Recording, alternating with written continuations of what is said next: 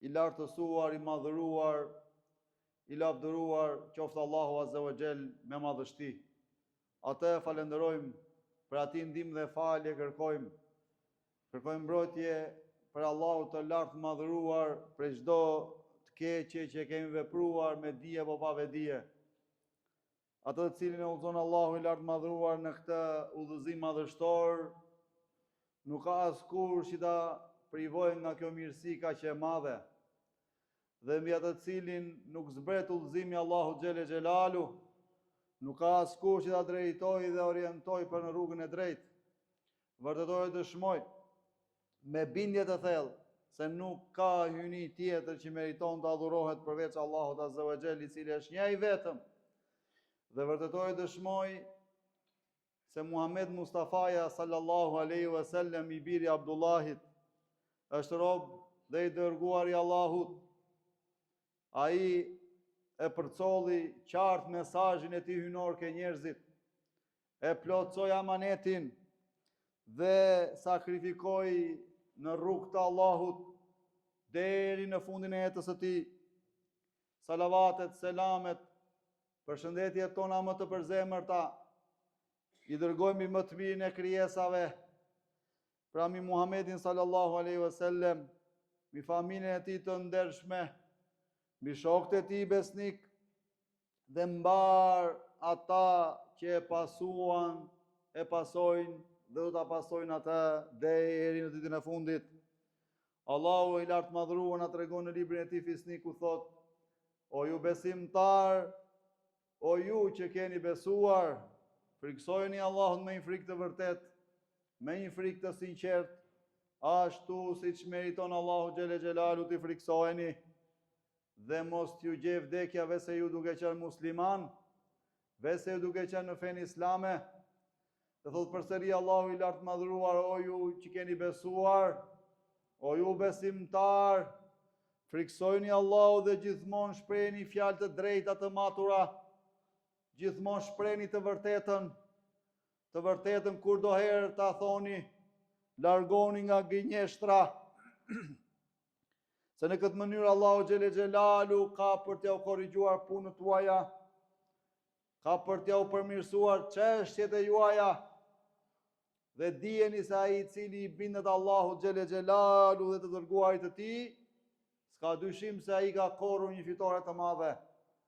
Dhe thot përsëri Allahu i lartë madhruar në librin e tij fisnik, ku këtë radhë i drejtohet mbar njerëzimit: o ju njerëz, keni droje Zotin tuaj, i cili ju krijoi ju nga një vete e vetme, dhe prej kësaj krijoi bashkëshorten e tij grua, dhe prej këtyre dy Allahu xhele xhelalu i shtoi dhe i shumoi në burra e gra, në fise, në popuj. Ndaj friksojeni Allahut, tek i cili ju kërkoni të drejtat e ndërsjellta, dhe ruajini marrëdhëniet farefisnore. Ruajini marrëdhëniet farefisnore. Dhe dijeni se Allahu xhele xhelalu është mbikëqyrës me ju, të nderuar besimtar. Një fenomen shumë i rrezikshëm, shumë i keq dhe shumë i papranueshëm ndodhet në mesin e muslimanëve. Dhe ky fenomen, nëse do të jetë i vazhdueshëm, ja rrezikon rrugën njeriut për në xhenetin e amshueshëm. Dhe kjo fenomen është zilia dhe dëmi i saj. Pra zilia dhe dëmi që shkakton ajo. S'ka dyshim se i dërguari Allahu sallallahu alaihi wasallam ka përmendur për këtë dokuri negative, që shumë prej nesh e kanë bërthyer, ku ka thënë: kanë rënë tek ju, ose do të bien tek ju sëmundjet e popujve të mëparshëm, që është zilia dhe urrejtja. Ajo ka për t'ju shkatëruar siç i shkatëroi ata. Në një hadith tjetër i dërguari i Zotit thot: ruajini zilis, sepse ajo i djeg të mirat ashtu siç i djeg zjarri drujt apo barin. Zilia është cilësi e qortuar dhe e ligë. Allahu Azza wa Jell na paralajmëroi se është nga cilësitë më të mëdha të sherrit dhe na paralajmëroi që mos të përshkruajmë me këtë cilësi dhe t'i pastrojmë shpirtrat tanë nga ajo. Zilia është cilësi e njerëzve të këqij. Është cilësi e iblisit, e shejtanit lanetullahi alejhi, i cili i kishte zili kujt? Babait ton, Ademit alayhis salam, sepse Allahu e krijoi atë me duart e veta. Ademin alayhis salam dhe me lajket i ranë në sejdë, në shenjë falënderimi, në shenjë respekti dhe krijesës madhështore që kishte krijuar Allahu xhele xhelalu. Dhe atëherë Allahu e bëri të jetë banori i xhenetit. Nga zilia që e kishte iblisi, nuk e respektoi urdhrin e Allahut, që t'i bjeri Ademit në sejdë në shenjë respekti, dhe për këtë u largua nga mëshira e Allahut. Allahu e përzuri nga mëshira e tij. Mirë po ai arriti me dredhit e tij ta largoi Ademin alayhis salam nga xheneti. Dhe zilia ishte shkaku që e nxiti njërin nga bijtë e Ademit, ta vrasi vllajën e vet padrejtësisht. Kur Allahu xhele xhelalu udhëroi atyre begati dhe njërit prej tyre ja pranoi kurbanin, Allahu na e qartësoi lajmin e tyre në Kur'an dhe na paralajmëroi nga kjo sëmundje e rrezikshme dhe nga gjurmët e saj. Zilia të nderuar vëllezër dhe motra është cilësia e xifutëve, cilësia e jehudëve. Allahu na tregon shumë vende në Kur'an se xifutët prej zilis nuk e pranuan Muhamedit sallallahu alaihi wasallam, apo na tregon Zoti që ata kishin zili të dërguarin e Allahut për profecinë e tij, për pozitën e lartë të cilën ia adhuroi Allahu xhele xhelalu, dhe për këtë arsye ata e mohuan, edhe pse e dinin dhe e pristin që ai ishte i dërguari i Allahut. Ata i kanë zili edhe këtij ummeti për atë që u ka adhuruar Allahu nga udhëzimi dhe besimi, dhe Allahu thot, shumë nga i thartë e librit, prej zilis që e kanë në vete dëshirojnë që t'ju kthejnë nga mosbesimi në besimi në mosbesim. Tani që e vërteta është e qartë për ta, ata e kanë të qartë të vërtetën. Por çfarë do të thotë zili? Zili do të thotë të urresh arritjen e një begatie apo të mire deri tek tjetri dhe ti të shpresosh që ajo e mirë të largohet nga ai. Zilia le gjurmë negative shumë të këqija dhe nga ato gjurmë është e para kundërshtimi Allahut Azza wa Jell, ku? Në kaderin e tij, në përcaktimin e tij, dhe akuzimi i Allahut në ndarjen e rrezikut mes robëve të tij, nga se ziliqari e sheh se tjetri nuk është më meritor se ai për atë që ka adhuruar Allahu nga furnizimi. Subhanallah. Pra, kjo të çon te mos kënaqësia apo edhe urrejtja e caktimit.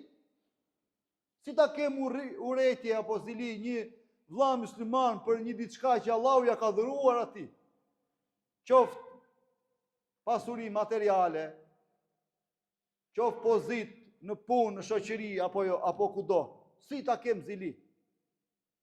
Kjo bie ndesh me caktimin se Allahu asgjë nuk do pa caktimin e Allahut.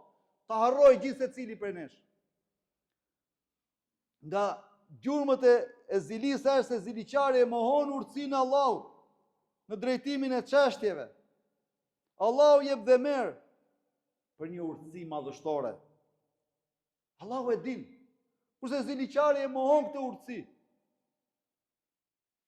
Nga gjurmët e zilisë është se zilia trashëgon urrejtjen mes njerëzve dhe ziliqari e urren tjetrin për shkak të zilisë së tij.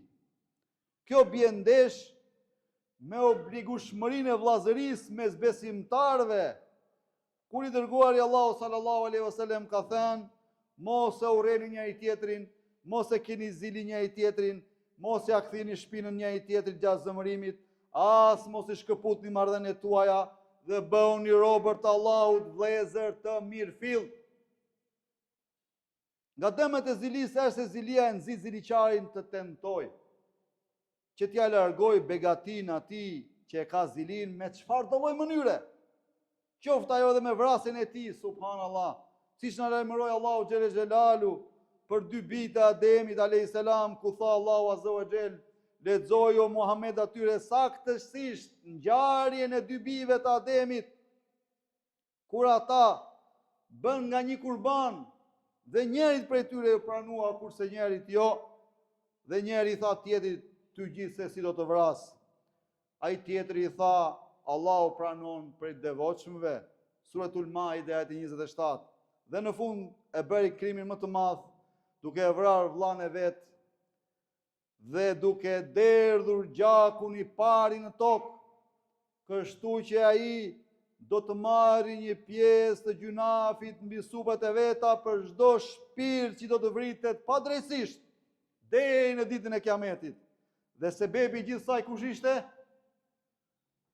Ajo që e nxiti zilia. Nga dëmet e zilis, nderuar vëllezër dhe motra, është se e pengon ziliqarin ta pranoj të vërtetën. Ta pranoj ta shohë të vërtetën me sy kur vjen ajo. Kjo bën ato të vazhdoj tek e kota, ku është katërimi i tij. Ashtu siç u bë dhe me Iblisin, ku nga zilia ai nuk i ra në sejtë Ademit alayhis salam dhe nuk e respektoi urdhrin e Allahut, dhe si ndëshkim u largua dhe u përzu nga mëshira dhe u mallkua nga Allahu xhelle xhelalu përgjithmonë. Nga dëmet e zilisë është se e nxit ziliqarin zilia të bjerin për gojim, të përgojoj në mbas shpine, të mbarti fjalë, edhe duke shpifur për atë që ka zili. Përgojimi dhe bartja e fjalëve janë 2 cilësi shumë të këqija dhe janë për mëkateve të mëdha.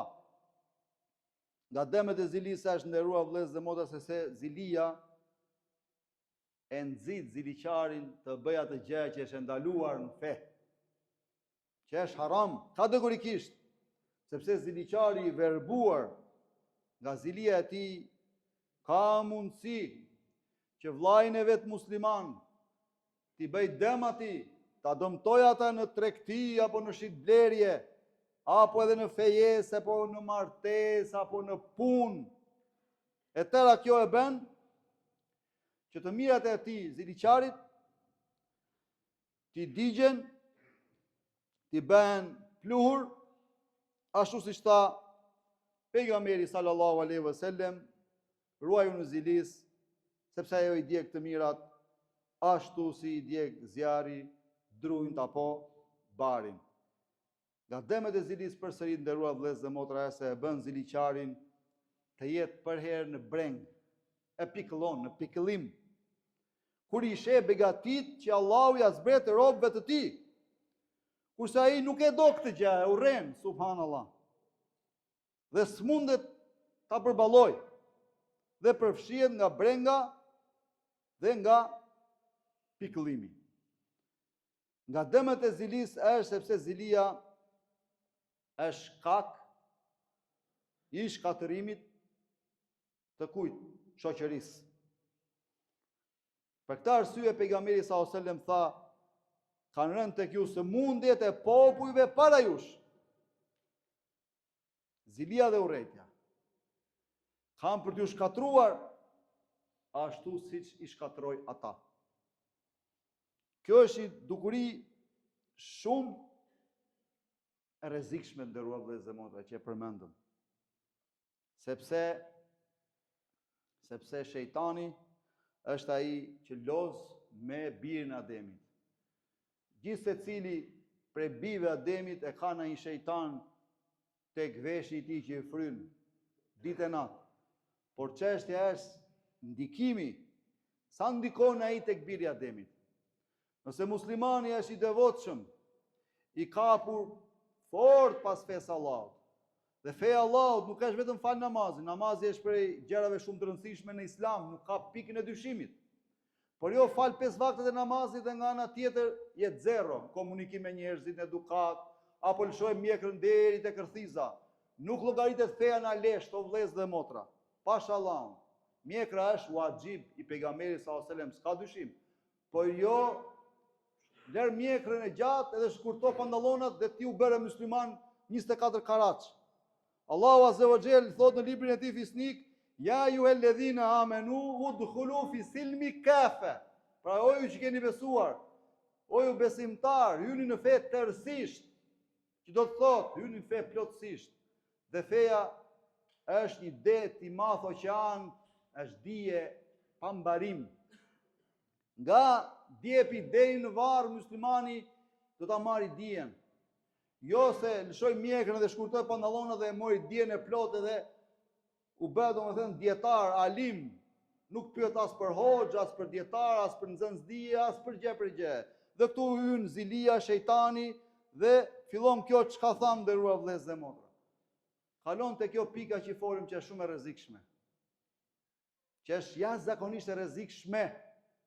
Dhe për rrezikun e kësaj pejgamberi sallallahu alajhi wasallam na ka lajmëruar. Allahu azza wa jall na i tërheq vërejtjen në librin e tij Fisnik, që të kemi kujdes. Gjithmonë në shumë ajete Allahu përmend zemrën, sepse zemra është promotori kryesor i njeriu. Dhe pastrimi i zemrave është gjëja më kryesore. Mos të bëhen zemrat siguri, që nuk ndjejnë. Se nga zemra fillon gjithçka, ashtu siç tha pejgamberi sallallahu alajhi wasallam. A nuk gjendet në trupin tuaj një copë mishi? Nëse ajo është e shëndosh, atëherë i gjithë trupi njeriu është e shëndosh.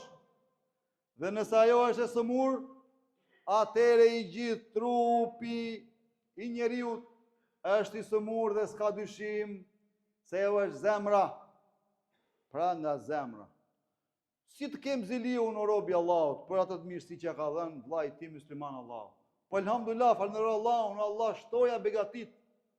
Shtoja i bëj dua Allahut në sejdë në ruku. Shtoja sa më shumë sepse e di që ai vëlla musliman, atë mirësi që Allahu Dhul Xhelal ja ka dhuruar, ai do ta përdori në ndihmë të fesë Allahut. Në shërbim të kësaj feje madhështore, e ta kem zili. Ta kem zili dhe të urrejt caktimin e Allahut që të çon kufër, Zot na ruaj. A shihni sa të rrezikshme janë o vëllezër. Muslimani duhet ta pastroj zemrën e tij. Duhet ta pastroj.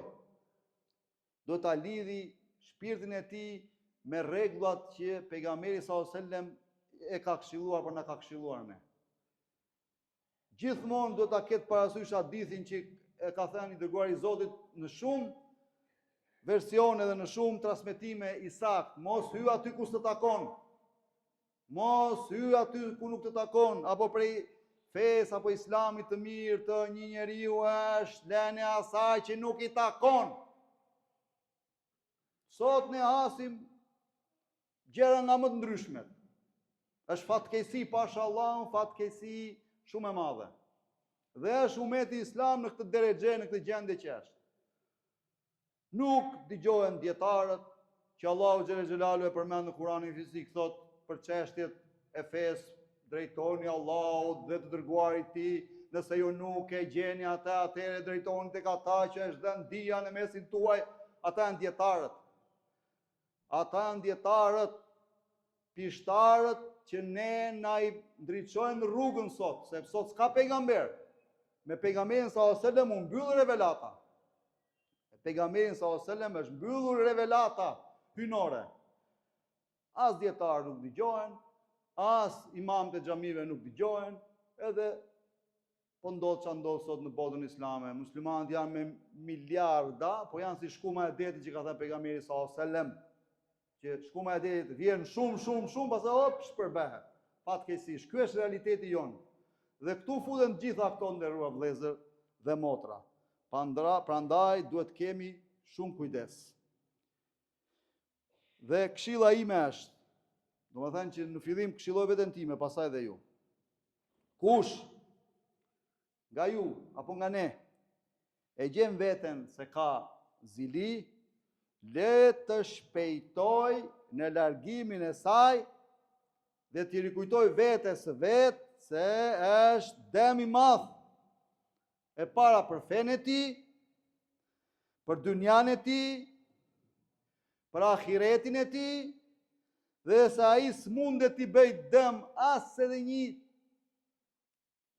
copë të vogël atij personi, vetë ata që Allahu xhele xhelalu e ka caktuar. Vetë ata që Allahu xhele xhelalu e ka caktuar do t'i ndodhet atij robit, do t'i ndodhi. Ai nuk mund t'i bëj dot as dëm as dobi. Ashtu siç tha pejgamberi sallallahu alajhi wasallam te hadithi i gjatë që besoj e keni hasur dhe dëgjuar kur i tha atij sahabiut të nderuar, ja gulam, o djalosh, dije i tha, si kur e gjithë bota të mblidhet për të bërë ty dobi, nuk do të bëjnë asgjë përveç asaj që Allahu xhele xhelalu ka shkuar për ty.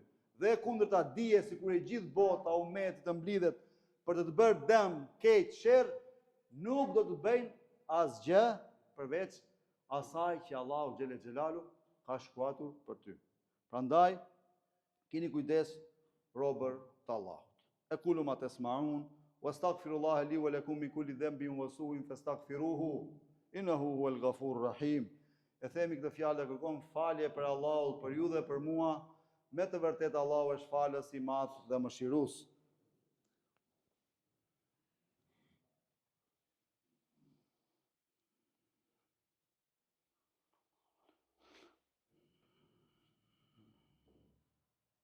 Alhamdulillahi ala ihsani wa shukru lahu ala tawfiqi wa imtinani.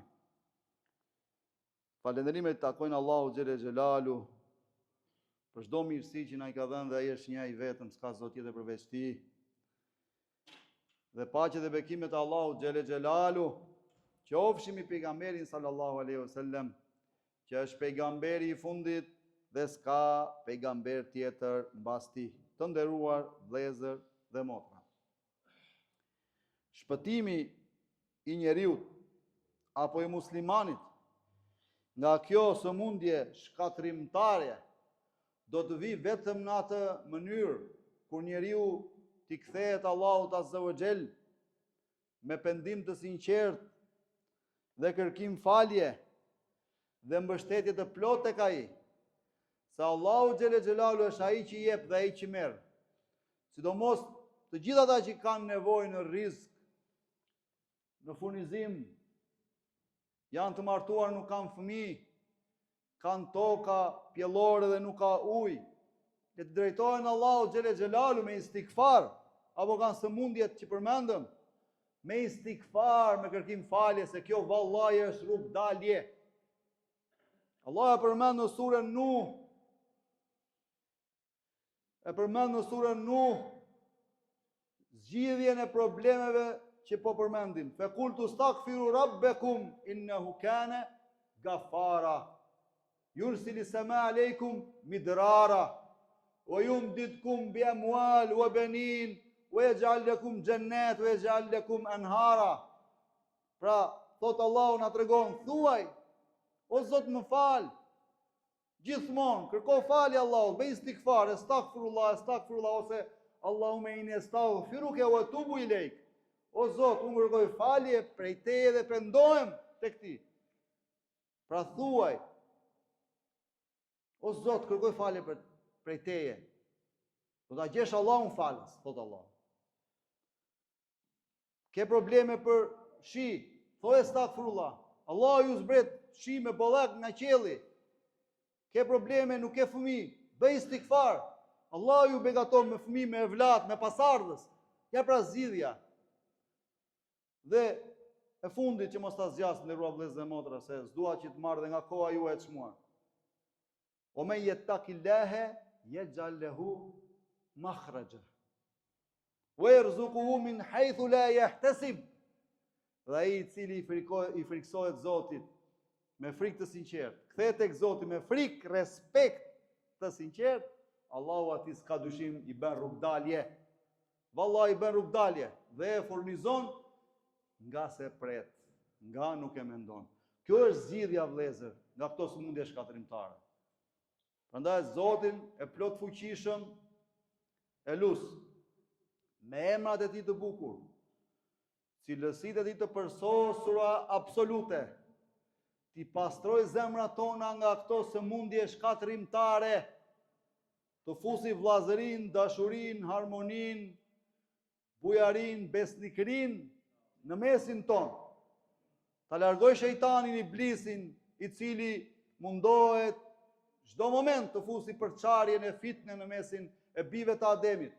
E lutim Allahun na bëj besimtar të kapur fort pas fesë Allahut xhelel xhelal. E lutim Allahun na bëj besimtar të devotshëm, të ndershëm, të drejtë.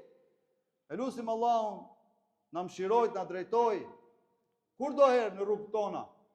E lutim Allahun t'i ndihmoj vëllezërit dhe motrat tona në Gaza, në Palestinë, për mizorisë barbare që po e shikojnë me sytë e tyre dhe po e përjetojnë çdo ditë.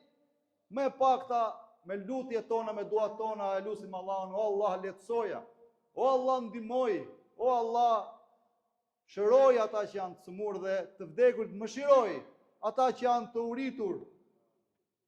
Shuaja urin, o Zoti plotfuqishëm, o ti që ke krijuar gjithçka, ty të drejtohemi për çdo nevojë.